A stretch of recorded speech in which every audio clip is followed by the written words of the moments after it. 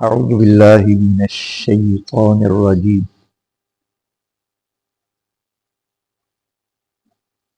بسم اللہ الرحمن الرحیم ذواتا افنان، دونوں باغ پھلدار ٹہنیوں والے ہوں گے۔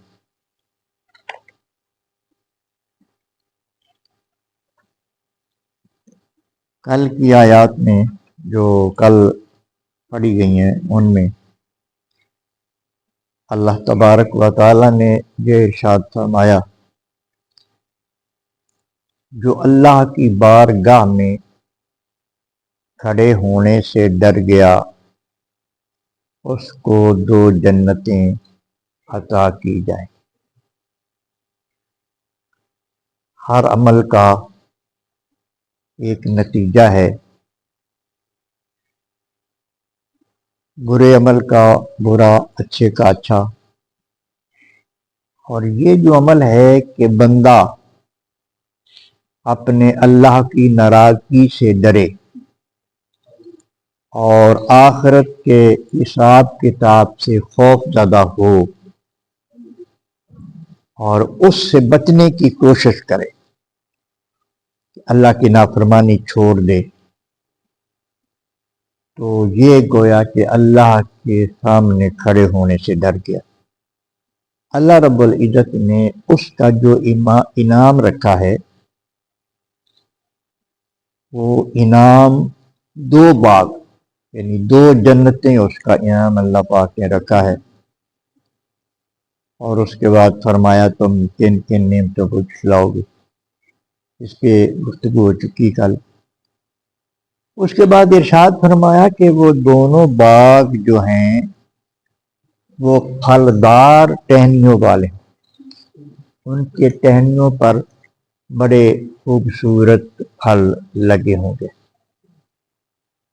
یہ منظر جب بندہ دنیا میں دیکھتا ہے کہ باغ ہے بڑا خوبصورت، سرسبز و شاداب ہے اور اس کی ٹہنیاں پھلدار ہیں، بڑا خوبصورت پھل لگا ہوا ہے، تو یہ تو دنیا میں بھی بڑا مسرور کر دیتا ہے بندے کو، بہت لذت حاصل کرتا ہے۔ لیکن جنت کا باغ اور جنت کے پھل جو بے مثل ہوں گے وہ تو بندہ دیکھ کر ہی بہت مزہ حاصل کرے گا۔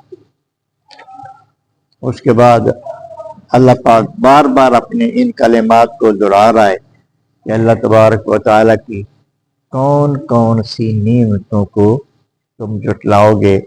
اس کی نعمتیں بندے کی ذات کے اندر اتنی رکھ دی گئی ہیں کہ ان کا شمار ہی نہیں، اور پھر ان کا شکریہ بھی ادا نہیں کر سکتا۔ فیہما عینان تجریان، دونوں باغوں میں دو چشمے جاری ہوں گے، یعنی وہ چشمے بھی دو قسم کے ہوں گے۔ مختلف جگہوں پہ جنت کے چشموں کا بلکہ نہروں کا ذکر آیا ہے کہ اس میں پانی کی نہر بھی ہوگی، دودھ کی نہر بھی ہوگی اور شہد کی نہر بھی ہوگی، اور دوسرے مشروبات، عام طور پر شراب طہورہ کہا جاتا ہے، وہ اس سے مراد مشروبات ہیں، یہ نشے والی شراب نہیں، مشروبات ہوں گی۔ تو اللہ تبارک و تعالیٰ نے ارشاد فرمایا کہ اس اللہ کا خوف دل میں رکھنے والے کو باغات بھی دو دیے جائیں گے اور دو قسم کے چشمے بھی ان باغوں میں ہوں گے، جنہیں دیکھ کر وہ بڑا مسرور ہوگا اور استعمال کر کے بھی فَبِأَيِّ آلَاءِ رَبِّكُمَا تُكَذِّبَانِ، اللہ کی کن کن نعمتوں کو جھٹلاؤ۔ فِيهِمَا مِن كُلِّ فَاكِهَةٍ زَوْجَانِ، ان دونوں باغوں میں ہر طرح کے میووں کی دو قسمیں ہوں گی، ہر طرح کے میووں کی دو قسمیں ہوں گی، یعنی یہ بھی اللہ تبارک و تعالیٰ کا ایک انعام ہے۔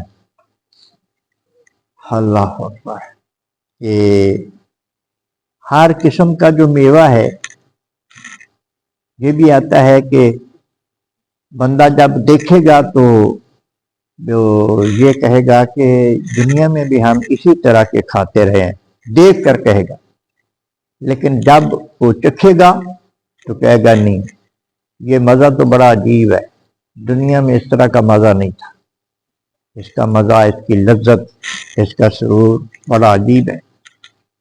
اللہ اکبر۔ تو فرمایا ہر قسم کی چیز جو ہے اسے دو طرح کی دی جائے گی۔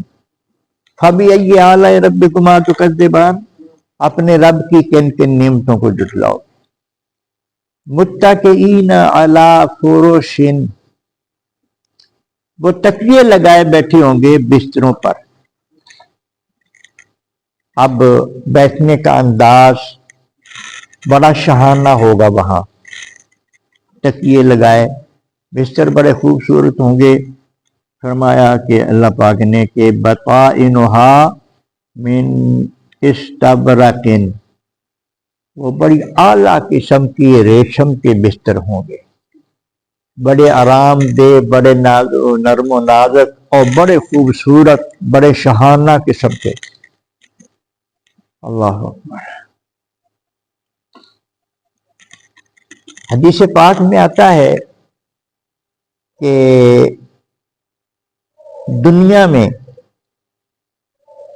یعنی جنت میں جو ادنا قسم کا انسان جائے گا نا، مراتب تو ہیں نا جی، انبیاء بہت اونچی شان والے، پھر اولیاء غوث کتب بڑی بڑی شانوں والے، پھر عام انسان، پھر جس پہ اللہ کا رحم، اللہ رحم فرما کے اس کو اس کے بڑے بڑے گناہوں کو نظر انداز کر کے اس کو بخش دیا، اس کو جنت میں بھیج دیا۔ یہ درجات ہوں گے اپنے اپنے۔ لیکن حدیث پاک میں آتا ہے کہ جو ادنا سا بندہ ہوگا نا، ادنا سا، جس کو ویسے ہی اللہ نے رحم کر کے جنت میں بھیج دیا ہوگا، اس کو جو مقام ملے گا جنت میں، وہ ایسا بادشاہ جس نے ساری دنیا میں بادشاہ کی ہوگی اس کے برابر وہاں اس کی شان ہوگی۔ اور جو نیکوکار، جو صالحین ہوں گے، ان کے مقامات کتنے ہوں گے، پھر ہم بھی آگے تو مقامات بہت بلند و بالا ہوں۔